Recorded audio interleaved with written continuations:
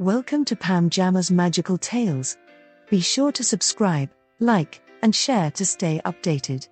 If you'd like to support the channel, see sequels, vote on upcoming stories, or even chat with us, check out my Patreon.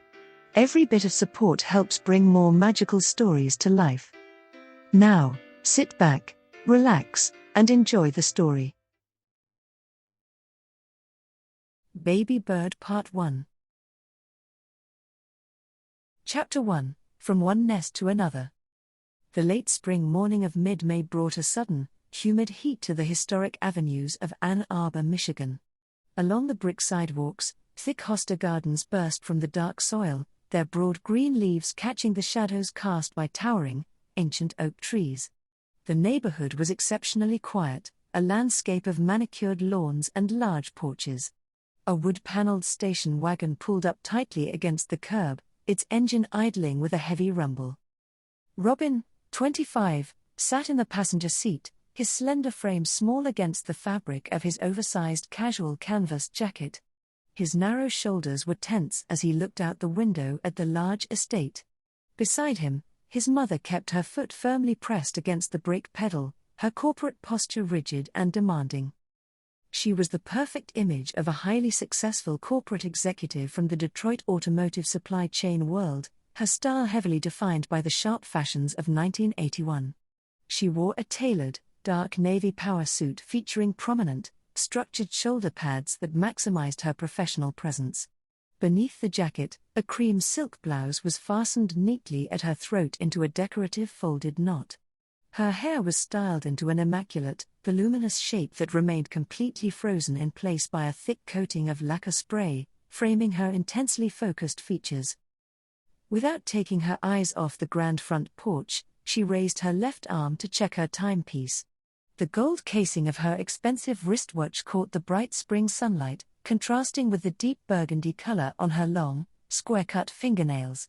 She began tapping a frantic, impatient rhythm against the steering wheel, the steady clicking of her manicured fingers echoing through the car as she calculated the remaining time before her departure. Robin shifted in his seat, a deeply disgruntled expression crossing his features as he looked toward the grand front door. He turned to his mother, his lower lip pushing out slightly as his throat began to tighten.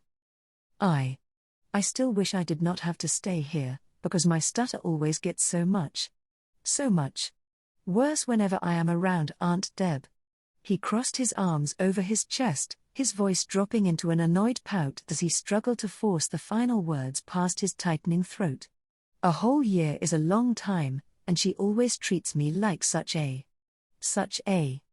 baby whenever I visit. She always says how pretty my hair is. His mother paused, her frantic finger tapping against the steering wheel, and let out a light laugh, turning her head to give him a highly amused, knowing look. The sharp shoulder pads of her navy power suit shifted as she reached over and lightly pinched his cheek with her manicured hand. "Oh, Robin, please," she teased, her voice smooth with corporate confidence. "I know the real reason your tongue gets completely tied. You have always secretly had a massive crush on your Aunt Deborah ever since you were a kid, and that is why you are so incredibly embarrassed to stay here under her roof for a year. You are just completely infatuated with her." The sudden comment caught Robin completely off guard. A fierce, sudden heat rushed straight up into his cheeks, turning his entire face a deep crimson as his jaw tightened. An intense wave of shame and embarrassment flooded his mind, making his heart hammer wildly against his ribs. It was mortifying to hear his mother speak his deepest, most taboo secret aloud so carelessly. He felt a deep sting of inner guilt, but he instantly tried to calm his racing thoughts by repeating the same justification he had used for years. It was not actually that bad, he told himself frantically. She was not even a blood relative. Due to a complex family alignment when his grandfather remarried decades ago, their families had simply merged in a stepfamily situation, completely devoid of any shared genetics. Yet, looking out the window at the spotless historic estate, the technicality did little to cool the burning heat in his face. He opened his mouth to offer a stammering denial, but before he could work past the quickening pulse in his throat, his mother let out another bright, cheerful laugh at his obvious discomfort. Before Robin could recover his composure or grasp the chrome door handle, the front door of the house swung open, and Aunt Deborah stepped out onto the porch. She was in her early 30s, possessing porcelain skin, wide blue eyes, and dark hair set in a perfectly lacquer-sprayed vintage flip that did not move in the spring breeze. She wore a high-waisted floral circle dress backed by starched petticoats that rustled crisply as she moved, topped with a spotless white apron. Her small kitten heels clicked sharply against the slate walkway as she marched down to the idling car. Deborah opened the passenger door, a bright smile fixed onto her face. Her voice rose into a high-pitched, syrupy nursery cadence. "Oh, look at my sweet baby. Did your mommy just drive you all the way here in this hot car? Pop that trunk right open." Robin opened his mouth, his chest tightening as his voice caught completely on the words. I can get. No, let Auntie help with those big heavy things," Deborah interrupted, her high voice cutting through his hesitation smoothly as if she had already read his mind. She leaned into the car, patting his arm. "Auntie understands exactly what you are trying to say, sweet pea. You can stop trying to force those big words out now." Robin's mother pulled the trunk latch. He stepped out onto the grass, his short stature apparent as he stood beside the vehicle.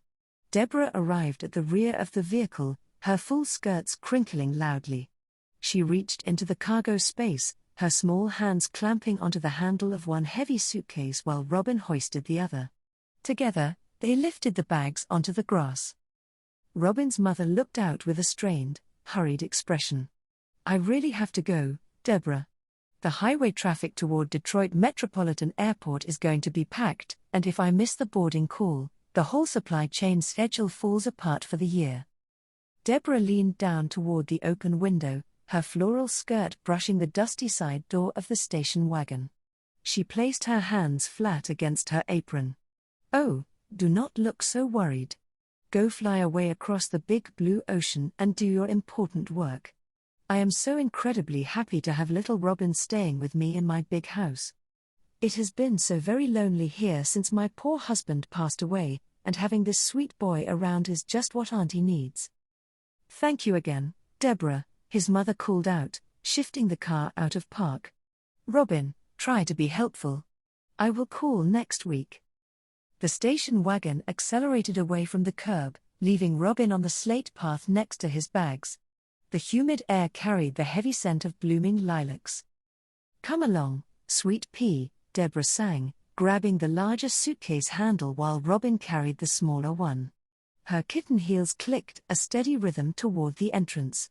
"Let us get you out of this hot sun." They reached the pristine threshold.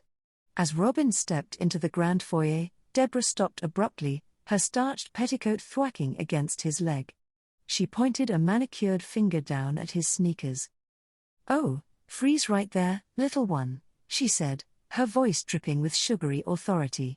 "We cannot have those dirty shoes stomping all over my freshly polished oak floors. Untie those laces and slip them right off this very second." Robin blinked, his face turning pink.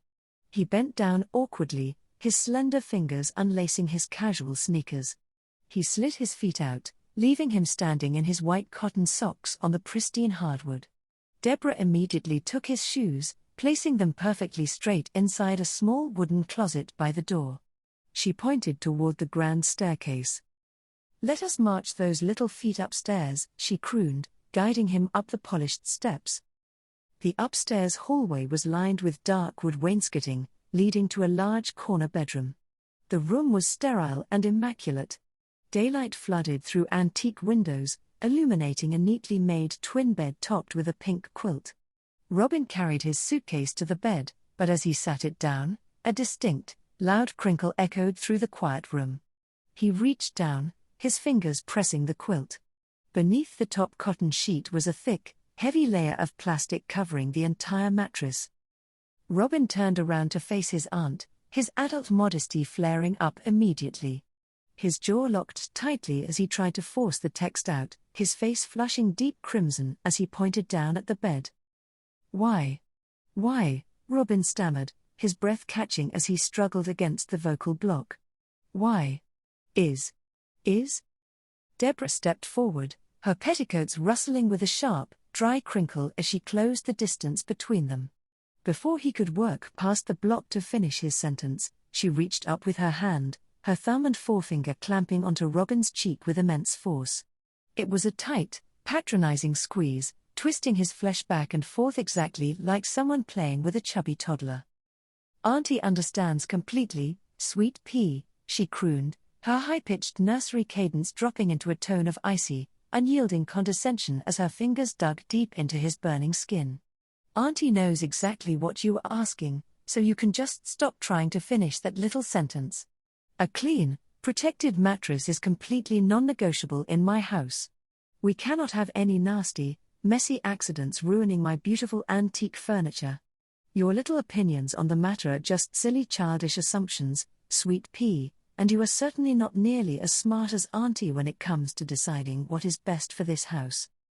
She released his face with a final, sharp pat.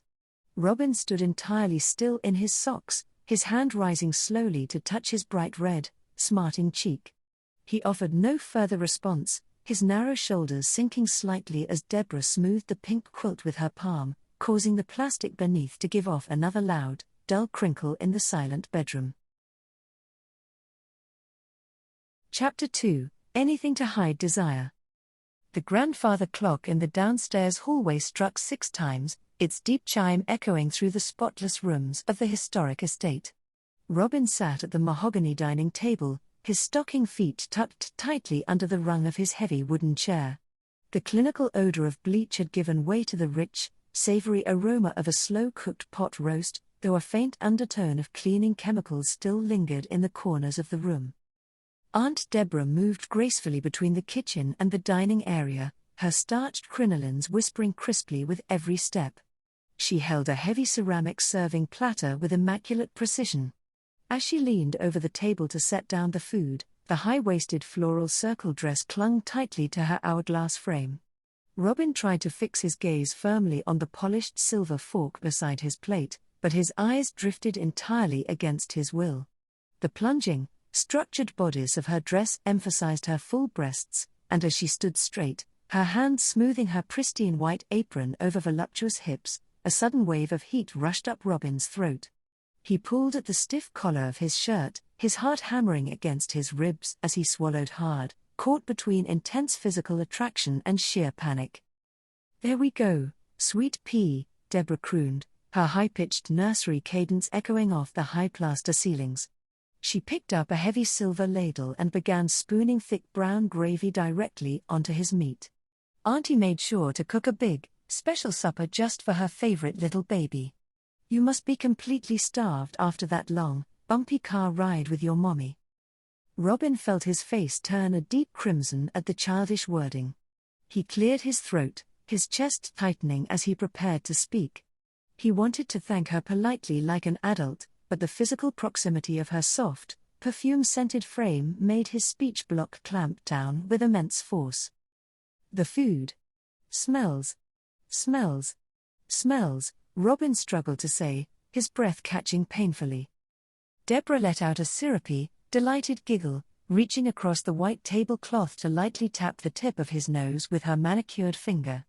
"Oh, listen to you trying so hard to use those big, serious words. Just relax those little features and enjoy your food, sweet pea. Auntie knows exactly how much you appreciate her cooking without you forcing yourself to make all those funny noises." She walked around to the opposite side of the table, her kitten heels clicking a slow, hypnotic rhythm on the polished oak floorboards. She sat down, her posture perfectly straight, and began to eat with delicate, precise movements. Robin kept his head down, focusing entirely on cutting his meat, though his mind remained completely focused on the stunning, mature woman sitting just a few feet away. The taboo nature of his lifelong crush made the quiet room feel incredibly heavy. Once the plates were entirely cleared, Deborah did not immediately rise to handle the dishes. Instead, she leaned her forearms against the table, tilting her head as her wide blue eyes fixed on Robin with a soft, intensely focused expression. Her usual condescending smirk softened into something deeply vulnerable. "You have no idea how wonderful it is to have you staying with me for the next year, Robin," she murmured, her voice dropping into a low, syrupy cadence that felt entirely too intimate. "Ever since my poor, dear husband passed away, this entire historic house has been so agonizingly lonely. The silence in the evenings is almost too much to bear. Having a sweet, handsome boy under my roof again is just what Auntie needed to heal her broken heart." Robin shifted uncomfortably in his seat, his white cotton socks sliding against the floorboards. The sudden shift to emotional vulnerability caught him completely off guard, making his pulse quicken. "I am very sorry. Sorry. About, he stammered, his jaw locking tightly as he fought the painful vocal block. "Oh, thank you, sweet pea," Deborah said. She leaned a bit closer across the table. "Actually, now that you are finally here, I was wondering if you could help your poor aunt with a very important project. Before my husband left us, I was in the middle of painting a grand oil portrait of him in my upstairs studio. The canvas is unfinished because I simply do not have a live model to help me capture the proper proportions." She paused, her gaze sweeping over Robin's narrow shoulders and small frame. "You happen to be the exact same height and slender size as my late husband, Robin. It would mean absolutely everything to me if you would model for me while I finish the painting." Robin felt a cold spike of anxiety hit his stomach. The thought of being trapped in a small room with her for hours, subjected to her constant baby talk while he struggled to control his attraction, felt utterly overwhelming. He shook his head quickly, his hands gripping the edges of the mahogany table. "I really do not," Robin protested, his face flushing dark red as his stutter made the final words stumble out in a frantic rush. "Oh, don't be a silly, stubborn little baby," Deborah said, her voice instantly returning to its high-pitched, commanding nursery tone. Before Robin could offer another word of denial, she rose from her chair, her starched petticoats crinkling loudly in the quiet room. She marched around the table and stepped directly into his personal space, forcing him back against the heavy wooden frame. The intense scent of bleach, pot roast, and rich floral perfume enveloped him completely. With a swift, confident movement of her wide floral skirts, she swung her leg over his lap and straddled him directly on the dining chair, pinning his thighs beneath her voluptuous weight while her full chest hovered mere millimeters from his face. "Auntie does not accept tantrums at the dinner table," she whispered playfully, her blue eyes sparkling with absolute authority. She reached up with her small, warm hands, her thumb and forefinger clamping onto his burning cheeks, pinching and twisting the flesh back and forth exactly as if she were playing with a chubby toddler. "Look at those big, red cheeks. You are just being incredibly shy, aren't you?" Robin gasped, his breath hitching as her fingers began to rhythmically tickle his ribs through the fabric of his shirt. "Stop. Please. Please," he squealed, his adult modesty flaring up in total panic as he tried to squirm away from her touch. "No, I don't think I will stop until my stubborn little baby promises to be a model for Auntie," she giggled, her fingers digging deeper into his sides, sending intense jolts of friction through his sensitive skin. The overwhelming physical proximity, the warmth of her body pressing against his, and the deliberate handling of his face caused a sudden, violent reaction beneath the table. Robin felt a rigid, pulsing sensation snap tightly against the fabric of his underwear. In an absolute frenzy of mortification, he tried to hide the prominent bulge, but the tight space made it impossible to conceal. He was utterly terrified that if she kept wrestling and tickling him, she would feel the hard evidence of his arousal. The sheer humiliation of having an adult physical reaction while being handled and spoken to like a helpless infant was completely agonizing. He needed to escape the provocative situation immediately before his secret desires were completely exposed to her judgmental gaze. I will," Robin blurted out in a breathless, desperate shout, his voice cracking completely on the final words as he totally surrendered just to make her stop turning him on. Deborah stopped her movements instantly, her fingers releasing his ribs with a final, patronizing pat to his burning cheek. She stood straight, smoothing her spotless white apron over her circle dress with absolute triumph. "Wonderful," she sang, her high-pitched nursery cadence dripping with sugary authority as she looked down at his trembling frame. "Auntie knew you would make the right choice, sweet pea. Now march right up to the studio so we can get you fitted into your modeling outfit." Robin sat entirely still in the quiet dining room, sweating profusely in his socks as her kitten heels clicked. His heart continued to race, completely trapped by his own physical reactions and the terrifying thoughts of what tonight would bring. Thanks so much for watching today. We hope you enjoyed this week's story and found it relatable, enjoyable, or just a little comforting. Remember, make sure to hit that subscribe button and turn on notifications so you never miss an update. If you found this helpful or know someone who might, don't forget to like the video and share it with your community. Your support means everything and helps us keep creating content just for you. And if you'd like to see sequels, vote on upcoming stories, or even chat with us, check out our Patreon. Every bit of support keeps the magic alive. Until next time, take care and stay true to yourself.